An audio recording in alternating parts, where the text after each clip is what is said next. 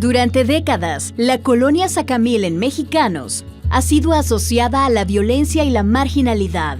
Hoy, un ambicioso proyecto comunitario busca cambiar esa historia, involucrando a artistas, habitantes y organizaciones para transformar los espacios públicos y reconstruir el tejido social a través del arte. Pinceladas de color, formas, rostros y símbolos han comenzado a adornar estos edificios gracias al proyecto Sacamil, una iniciativa de la Fundación Custom Made Stories, donde talentosos artistas nacionales e internacionales le están dando una nueva cara al lugar.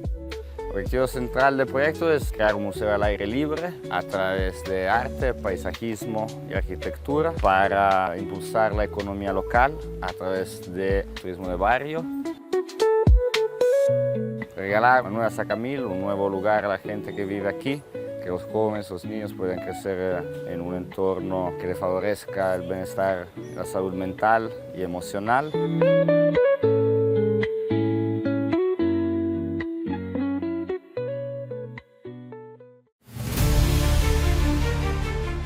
En el corazón de Mexicanos, entre el concreto y las cicatrices del pasado, se alza uno de los complejos habitacionales más icónicos de El Salvador, la colonia Sacamil.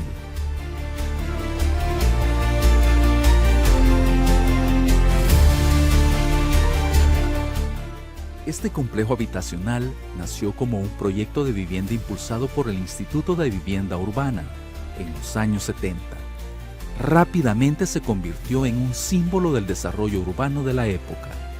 Durante la ofensiva Hasta el Tope en noviembre de 1989, sus edificios fueron trincheras en medio de una guerra que también se libraba en las ciudades. La exclusión, la pobreza y la falta de oportunidades alimentaron nuevas formas de violencia. La Sacamil, como muchas otras comunidades urbanas, fue estigmatizada como una zona roja o de peligro. Porque acá era un lugar donde pues, las pandillas tenían controlado absolutamente todo. Desde que yo tengo memoria, pues allá por el año 2000, del 2000 a 2017, acá la situación era bien diferente. Entonces, aquí usted escuchaba pues, a diario disparos, incluso en algún momento se experimentaban asaltos, asesinatos dentro del mismo lugar donde uno vivía.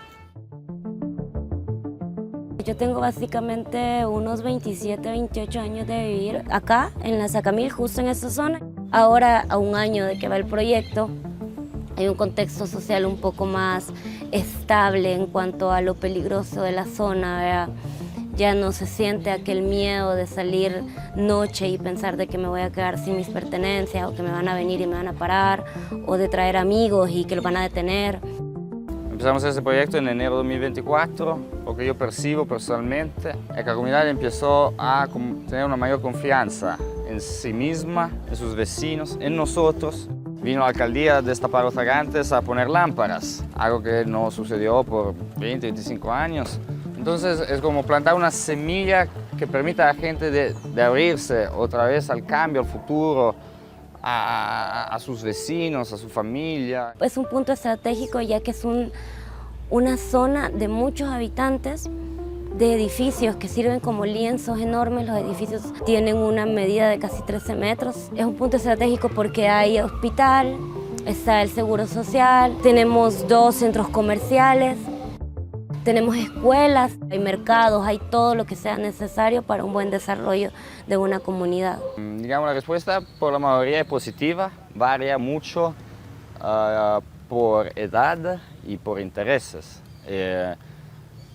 Vemos que las personas de edad mayores están menos dinámicas, tienen un poco más miedo del cambio, un poco más miedo de cambiar, mientras vemos que personas con familias, con hijos jóvenes, buscan este tipo de renacimiento, buscan algo, un futuro distinto por sus hijos, por las generaciones futuras. Hay un poco de envidia porque a algunos les gusta más el mural que se pintó enfrente y no de su casa, y ese tipo de dinámicas, y yo le voy explicando que mejor, porque de su ventana venlo enfrente, no ven lo de su casa. El mural Pachamama, que significa Madre Tierra, lo pintó la artista italiana Beatrice Begoni. Con él quiso mostrar esa conexión poderosa entre la naturaleza y lo femenino. La figura representa a una madre que da vida, que cuida y mezcla lo ancestral con lo moderno, como un puente entre nuestras raíces y el universo. La idea del mural del edificio 113 nació gracias a un vecino de la comunidad de la Sacamil. Lo que él quería era dejarle un mensaje especial a su hija que acababa de llegar al mundo y expresar el tipo de vida que sueña para ella.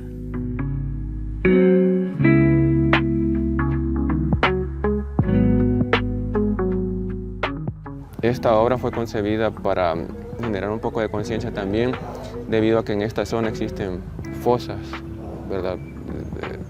Donde fueron arrojadas muchas personas, entre ellos niños, ¿verdad? Durante el conflicto armado. Ahorita con este es el 8º día, son sesiones de 5 a 7 horas, depende de a qué hora llegue o si me voy antes, de 9 a 4 de la tarde, con 1 hora de descanso y que comemos algo. Para finalizarlo yo le estimo 12 días de trabajo, porque hay muchas capas, hay mucha veladura, hay mucho detalle, sobre todo en las alas del angelito que estoy representando ahora mismo. El valor de la obra depende del valor del artista. Tenemos obras muy distintas y no tiene nada que ver con el gusto. En términos económicos, digamos, de pintura, grúa, ayudantes, tiempo, estamos alrededor de $10.000 por fachada. El artista tiene charlas, talleres con los niños, explica el sentido de su trabajo. La idea es de crear una relación muy cercana entre el artista y la comunidad, y que la comunidad puede sentirse orgullosa que esos artistas reflexionaron con ellos sobre ellos y dejaron una huella de trabajo. De los proyectos que han venido, gracias a eso los jóvenes podemos hacer muchas cosas ahora. Antes la colonia se miraba de una forma negativa y ahora mismo se ve, ya entre más va cambiando, se ve, por ejemplo, vienen algunos turistas, pueden venir a observar lo que antes no había. Sí, se ha visto gente diferente o gente que hasta vienen a hacer videos, youtubers vienen y igual le preguntan a las personas de aquí cómo, ¿verdad? ¿Cómo está la zona?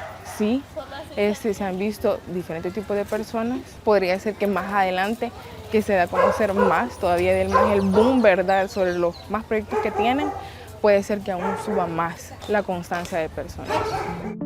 Parte de la municipalidad, esto estuvo abandonado por años. ¿Qué es lo admirable? Que tenemos quizás 40 años de que el gobierno con los impuestos, al menos la municipalidad no sabemos qué han hecho, se lo han robado, claro que sí. Tenemos previos alcaldes como Simón Paz, que estuvo acá en Mexicanos por mucho tiempo y realmente aquí nunca hicieron nada. Estas personas han venido a hacer mucho sin pedir ni una moneda. Entonces es lo que la gente está admirada, porque se preguntan quiénes son. ¿Son los italianos? ¿Solo se conoce por los italianos? Tengo entendido que el proyecto es grande e intenta abarcar muchas áreas, ¿verdad? Entonces no solo es el aspecto de la pintura, sino que también hay otras áreas como diferentes idiomas, también posibles talleres de pintura para los niños. Y entonces sí, la mentalidad que ha cambiado mucho, porque tenemos canchas aquí, los niños ahora salen a jugar libremente, sin miedo a que se encuentren en medio de un tiroteo. Estamos en la primera etapa, que es la del muralismo y del arte, y eso nos ayuda a ganar la confianza de la comunidad y entrar en tejido social y empezar a abrir conversaciones con la comunidad acerca de los espacios públicos, que es algo que aquí en general digamos, hace falta. En una segunda etapa empezar con los espacios públicos, una reflexión entre vecinos, entre edificios, de cómo se pueden mejorar los espacios públicos, cómo se pueden utilizar. La fase de muralismo llevará más o menos 2 años. En el Mentre estamos preparando la parte urbanística arquitectónica con un master plan por toda la Supermanzana, que estará terminado el próximo año, en 2026. En ese momento nos sentaremos con los ministerios, con los órganos de gobierno, con la municipalidad, presentando nuestro plan. Según representantes de Custom Made Stories, el proyecto se sostiene gracias al apoyo de empresas privadas en El Salvador que trabajan en áreas como Internet y otras tecnologías de punta. Sin embargo, se pretende que a futuro el proyecto sea autosostenible. Digamos que tenemos fondos para desarrollar el proyecto y para que el proyecto se autosostenga en futuro, tenemos todas las actividades económicas que pensamos que vamos a implementar. Hizo el ejemplo de la planta de reciclaje. Eso es algo que va a generar recursos que pueden ir en la DESCO. Mencioné el parqueo multiniveles. Ese parqueo también gestionado por la DESCO con, digamos, un precio simbólico, bajo, de favor por la gente de la comunidad, pero puede servir el mercado, el hospital y otros servicios que están aquí alrededor. Es otra fuente de ganancia económica. Entonces prevemos de implementar toda una serie de actividades que pueden mantener el proyecto después que se lleve a cabo. Creo que algo muy importante es que el proyecto ha nacido a partir de la Sacamil. Literalmente CNES nació a partir de darse cuenta que había una necesidad extra a lo que ellos imaginaban. Al inicio era un colectivo de artistas y que pensaban que con el arte se podía mejorar y que realmente sí generó un cambio, pero se dieron cuenta que habían otras cosas debajo, ¿verdad? La gente se les acercaba diciéndoles, no tenemos problemas con los parqueos, tenemos problemas con la basura, tenemos problemas con que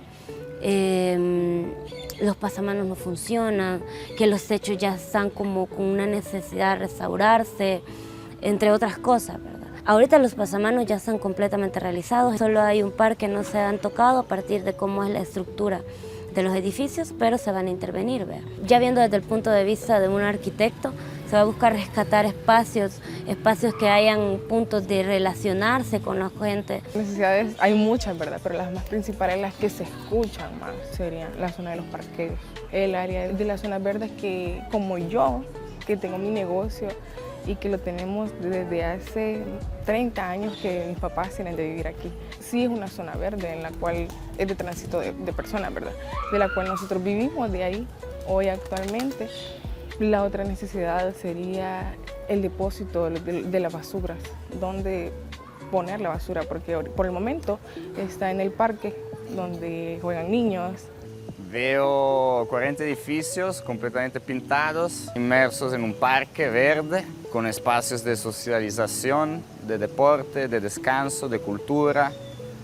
Veo un espacio en el cual la gente se cuida de su parque, en la cual se comunica en manera propositiva, en la cual se instaura un diálogo constructivo, aunque no siempre se va de acuerdo en las cosas, y que pero a través del diálogo, de la participación y del trabajo juntos se buscan soluciones para mejorar nuestra vida y nuestro futuro. Me alegro de ver cómo está ahora la colonia. ¿Por qué? Porque antes usted no tenía esa oportunidad. O sea, se lo digo, era bien limitado. El joven probablemente corría el riesgo de perder la vida antes de los 20 años. Pues yo tuve familiares que murieron a los 19, acá mismo, a manos de los pandilleros. Entonces por eso mismo a mí me agrada ver este lugar. Incluso con mi familia decíamos, cuando veíamos la situación, algún día se terminará, porque se veía imposible. La colonia Sacamil ya no solo es el recuerdo de una historia marcada por el conflicto y el estigma. Hoy, sus muros hablan de transformación, de manos que pintan futuro y de una comunidad que al verse reflejada en el arte, recupera su dignidad y su esperanza. Este proyecto no solo embellece las paredes, también reconstruye el tejido social y demuestra que, cuando el arte y la comunidad se unen, es posible reescribir cualquier historia.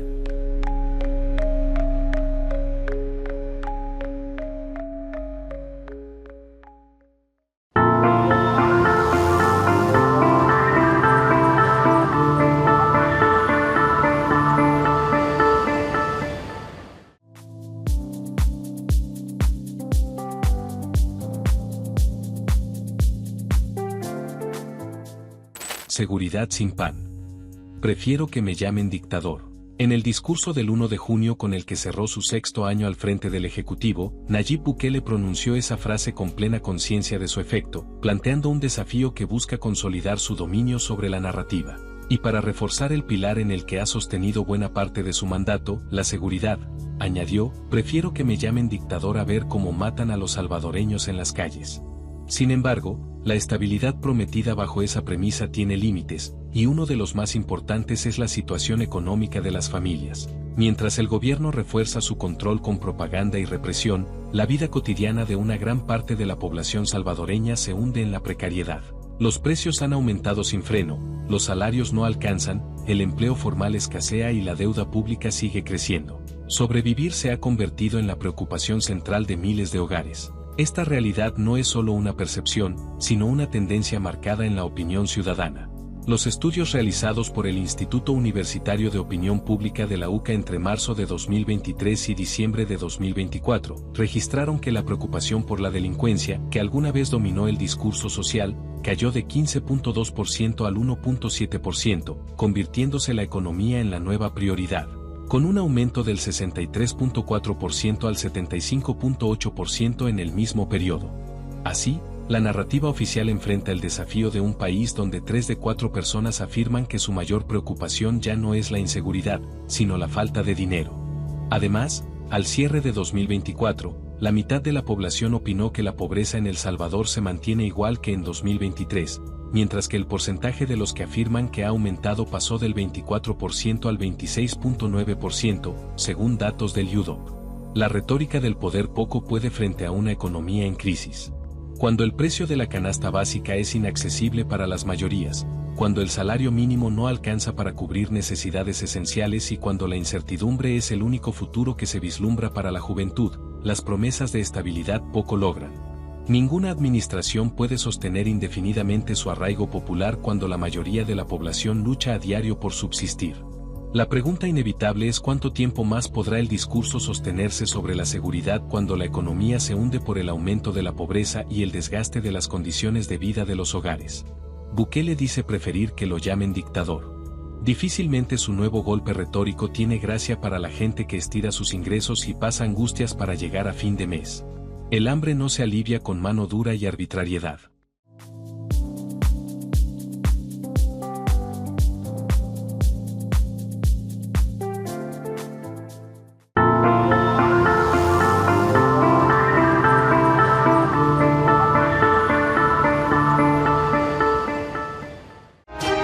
Al filo de la semana.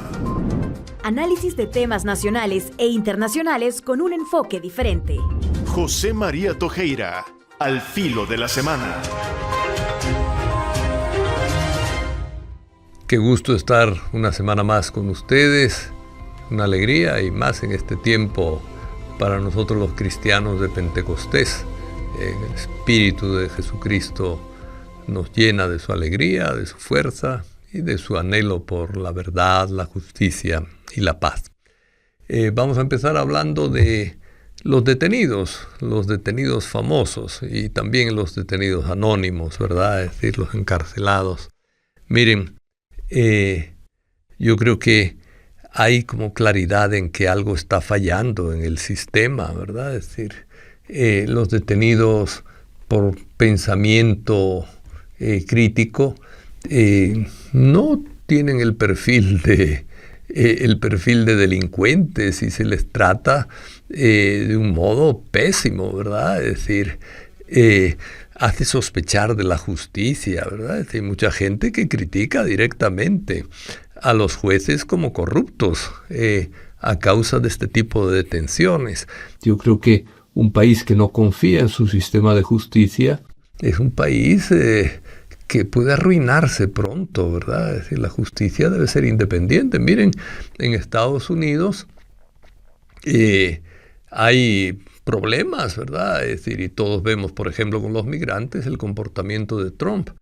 Pero de repente los jueces le dan una orden y a regañadientes, insultando, diciendo que quiere dimitir al juez y todo este tipo de cosas, pero acaba obedeciendo a los jueces, ¿verdad?, que son independientes. Aquí no hemos visto en ningún momento un juez que diga, no, miren señores, esto no es así. Es decir, ¿qué pasa entre nosotros? ¿Qué es lo que sucede? En fin, yo creo que especialmente los casos de Alejandro Enríquez, José Ángel Pérez, Ruth Eleonora López, ahora Enrique Anaya, ¿verdad? Es decir, bueno, son casos que llaman mucho la atención, ¿verdad? Se les aplica la ley del régimen de excepción, cuando el régimen de excepción se nos decía que estaba destinado solamente para los miembros de pandillas. Ahora resulta que es para cualquiera, ¿verdad? Y además en campos muy ligados a la libertad de expresión, ¿verdad? Entonces, evidentemente, aquí hay algo que no funciona en la justicia, tenemos que decirlo así, ¿verdad? Creo yo. Entonces, ojalá dialoguemos sobre eso, es un problema fuerte. El sistema carcelario, pues estamos viendo gente que viene de Venezuela que quiere tener la confianza de saber que sus parientes viven, ¿verdad? Y encuentran dificultades para poder hacer una visita, aunque sea mínima, antes de irse a Venezuela de vuelta. Defienden la inocencia de sus parientes, quieren que se haga algo, ¿verdad? Pero no saben dónde proceder, si tienen que reclamar en Estados Unidos, si tienen que reclamar aquí. Es decir, hay un problema en el sistema carcelario que realmente es muy irregular, ¿verdad? Es muy irregular. La visita a los presos es la mejor manera de ayudarles no solamente a resistir la dificultad de la cárcel, sino también la mejor manera de, si son culpables, de pensar en su recomposición, ¿verdad?, en su corrección. Pues el amor de los seres queridos ayuda siempre a pensar que tengo que cambiar de vida por ellos, ¿verdad?, que me siguen queriendo a pesar de estar preso y a pesar de ser malo. En el caso de los culpables estoy hablando, ¿verdad?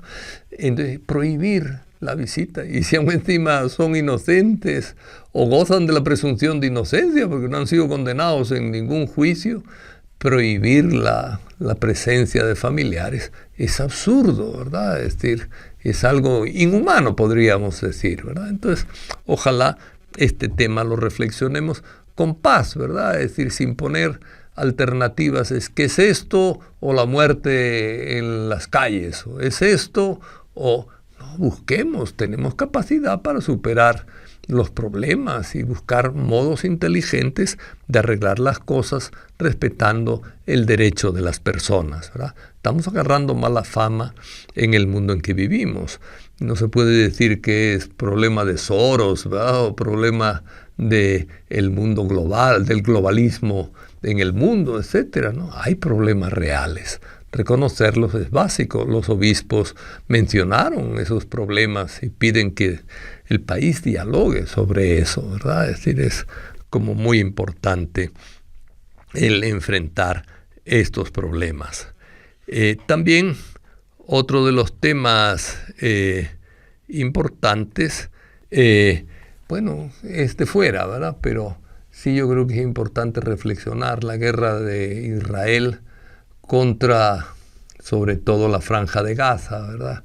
Bueno, están muriendo demasiado inocentes, niños, funcionarios de las Naciones Unidas, periodistas que cubren los casos. Es decir, hay una eliminación indiscriminada de personas, ¿verdad? Un intento de arrasar, de convertir Gaza en algo que no es habitable ya para los palestinos. Eso no puede ser. Miren, lo leía recientemente, un especialista en homicidio, un gringo, judío, pues un judío y judío practicante, ¿verdad?, que se ha dedicado a estudiar el genocidio y en particular el genocidio cometido por los nazis en Alemania, ¿verdad?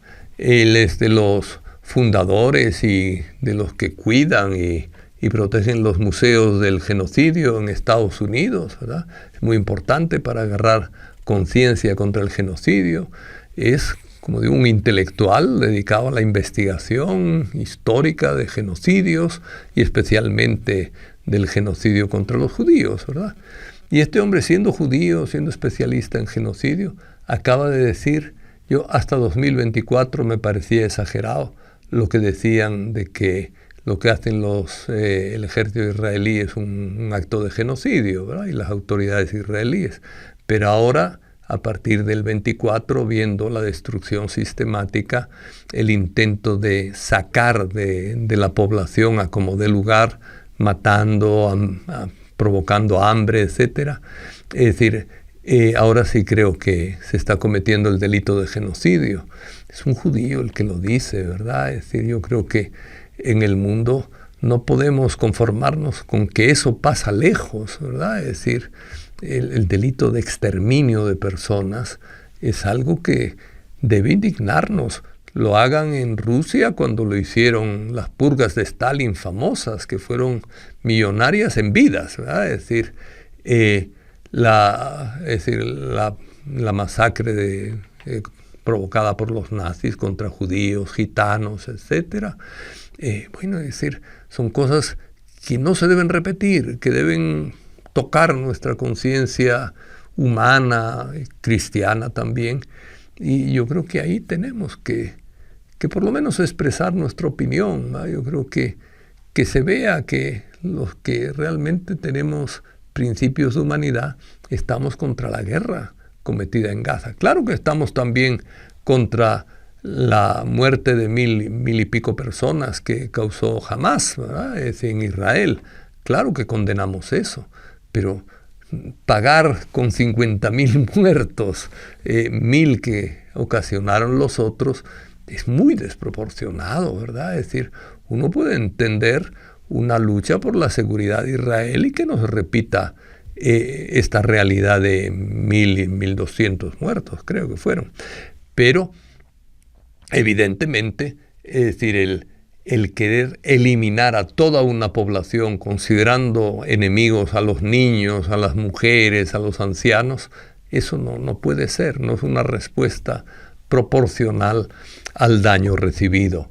Y, bueno, como digo, hay gente que es judía, partidaria de Israel, que ha defendido siempre la existencia de un Estado israelí, pero que está realmente escandalizada por el modo de actuar del gobierno de Israel. Yo creo que ahí, en ese sentido, es lógico y normal que también critiquemos y que lo hagamos como más públicamente, como forma de expresión de un pensamiento que alcance a tocar, ¿verdad?, los sentimientos de los israelíes, porque la mayoría de los israelíes son personas buenas. Su gobierno se ve que está desbocado y haciendo una propaganda de que o eliminamos a todos o no vamos a poder vivir aquí. Es falso, se pueden arreglar las cosas, ¿verdad? Y puede haber diálogo como lo ha habido en algunos momentos en el pasado, ¿verdad? Es decir, yo creo que ese es otro de los temas importantes, aunque sea de tema internacional, pero importantes en tocar aquí. Los migrantes es otro de los grandes temas, ¿verdad? Sabemos también en el exterior, pero ahí sí nos toca. Yo he visto, creo, alguna bandera salvadoreña en medio de las protestas que ha habido en Los Ángeles especialmente.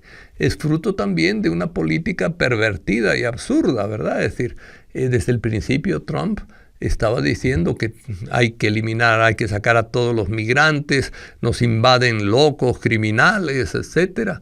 Es decir, un modo con una agresividad, siendo como son la gran mayoría de los migrantes, personas buenas. El obispo William Iraeta de Santiago María, que bueno, expresó su preocupación. No puede ser que traten así a nuestros migrantes, y la gran mayoría no son miembros de maras los migrantes, la gran mayoría es gente trabajadora, es gente buena, gente que está aportando en Estados Unidos, ¿verdad? Bueno, ahora parece que quiere dar marcha atrás el tal Trump porque se les están quejando empresarios, ¿verdad? Es decir, empresarios del campo que dicen que no encuentran trabajadores porque no llegan, tienen miedo a las redadas del ICE, ¿verdad? De este cuerpo de deportadores sistemático que existe, ¿verdad? O lo mismo, pues están quejando los dueños de hoteles. Tienen muchos empleados que tratan muy bien a la gente, por cierto, ¿verdad? Es decir, que no son delincuentes, pero que no llegan al trabajo porque tienen miedo que los deporten. Y lo mismo en los negocios de ocio, ¿verdad? De diversión. Es decir, que hay mucha gente que trabaja en ese tipo de negocios, pues cines, espectáculos, etcétera, actividades diversas, pues unos como camarógrafos, otros como personas que ayudan en las partes técnicas, etcétera. Y hay mucho trabajador migrante, ¿verdad? Es decir, y, bueno, ¿qué pasa aquí? Yo creo que tenemos que tener también una voz fuerte contra esas campañas absurdas que tratan de deshumanizar a las personas, ¿verdad? Y de maltratarlas de un modo sistemático. Y un último punto que quisiera tratar hoy es muy breve y tal vez simpático, pero tiene su cosa. El alcalde de Santana Oeste, creo, puso a votación su salario, ¿verdad? Es decir, decía que el alcalde de la zona ganaba $500 mensuales últimamente y que él creía que debía ganar 1.000, 1.500 y 2.000 o 2.500, no sé. Entonces, que la gente votara por Facebook, creo, a ver cuánto tenía que ganar. Bueno, al final se puso el máximo de lo que había puesto en esa especie de elección. Pero más allá de lo anecdótico y, bueno, de lo propagandístico que puede ser, no sería mal que fuera legal, que, bueno, que se hiciera una consulta en cada municipio antes de comenzar poniendo un salario mínimo, no el mínimo, porque eso nadie querría trabajar de alcalde por el mínimo, ¿verdad? Pero poniendo un salario base y algunos aumentos posibles, porque a veces hay necesidades o trabajo extra dentro del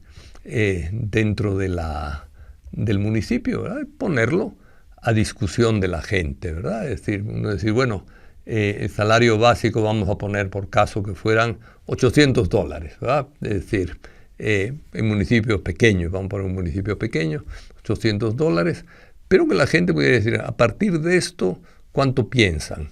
Es decir, y un tope, ¿verdad? Es decir, no puede ser que uno meta, no, yo pienso que 3.000, ¿verdad? O 5.000, es decir, no, un tope porque es un salario o es un municipio pequeño, pues pongamos que fuera 1.500, ¿verdad? O 1.800, bueno. Y entonces ahí, pues que la gente opine, ¿verdad? Es decir, y que quede ese salario o el promedio, ¿verdad? De los salarios que han salido, se saca un promedio y dice, bueno, va a quedar esto como promedio.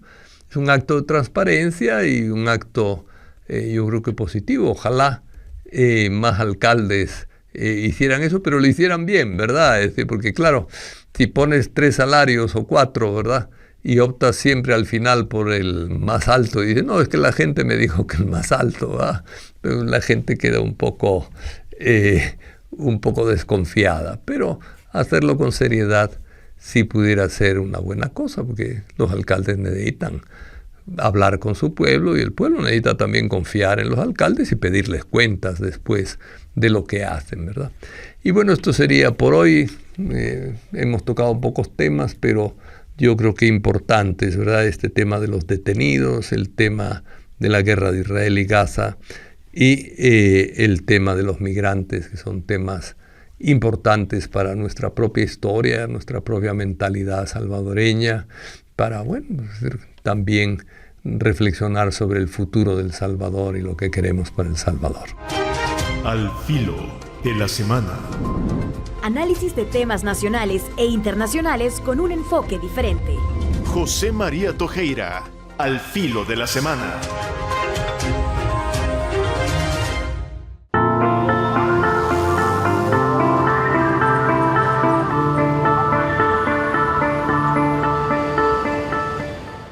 Hemos llegado a tal punto como sociedad que para los jóvenes es más llamativo ser influencers que tener una carrera universitaria. Y es que tener un título ahora ya no te garantiza un trabajo estable, digno y bien pagado.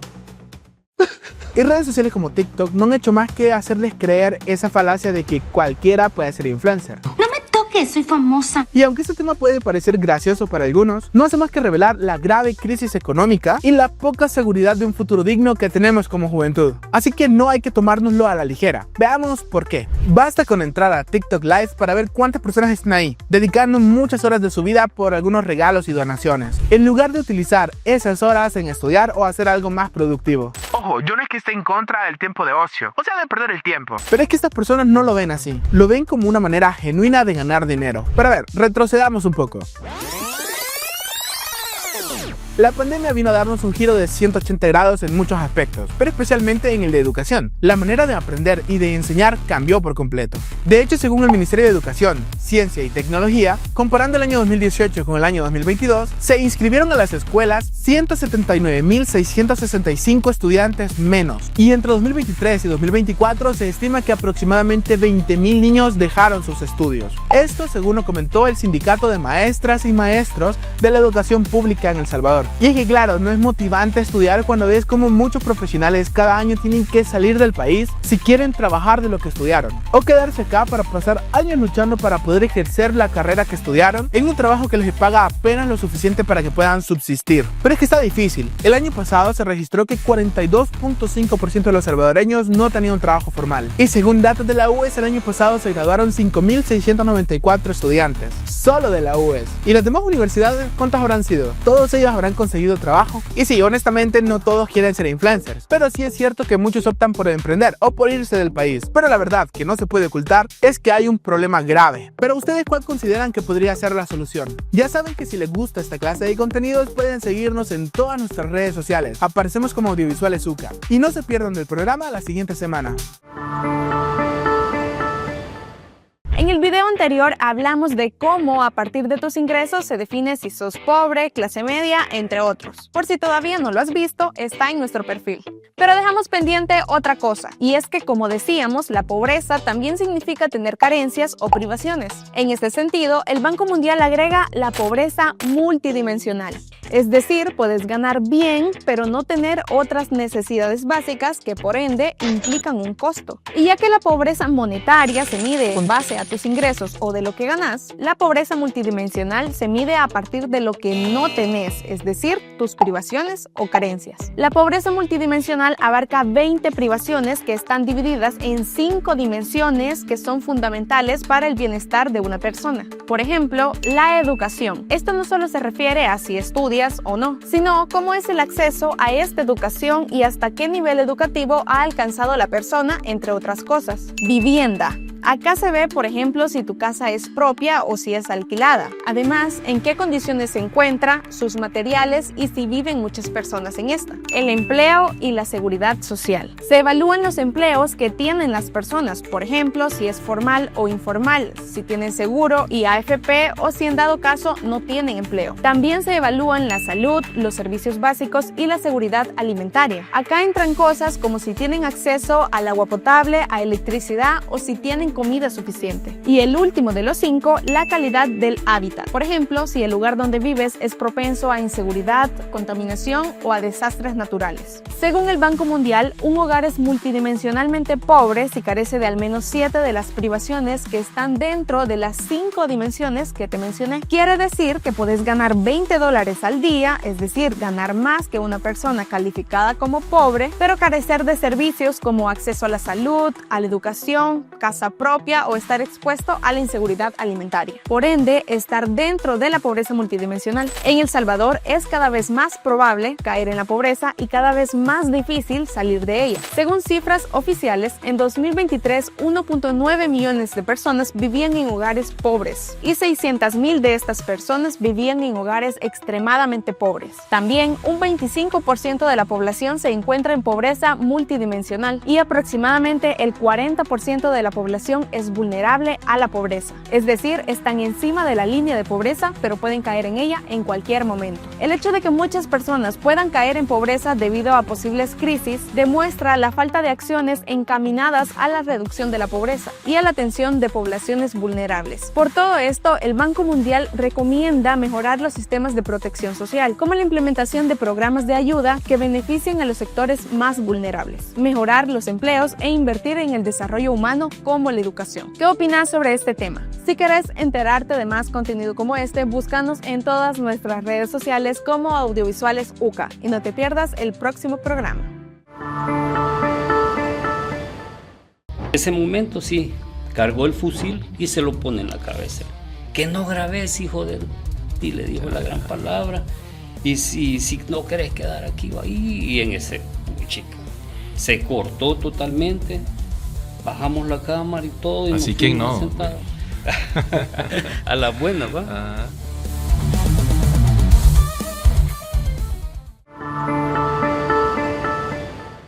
¿Y esto qué es? ¿Una exposición arqueológica o qué? No, mira, todas estas son historias que están en pausa. Estos de acá, Betamax, VHS, aquellos de allá son Divicam y esos de ahí, negativos de 35 milímetros, puras joyitas. ¿Y eso cómo lo reproduzco? ¿Es una cápsula del tiempo o qué? No, todo eso de acá lo puedes convertir a digital. Lo puedes tener en una pequeña USB o en cualquier dispositivo. ¿Entonces puedo ver la boda de mis papás en mi celular? Sí, la de tus papás, abuelos y hasta bisabuelos. En Audiovisuales UCA transformamos todo esto en archivos que puedes ver hoy, mañana o en el futuro.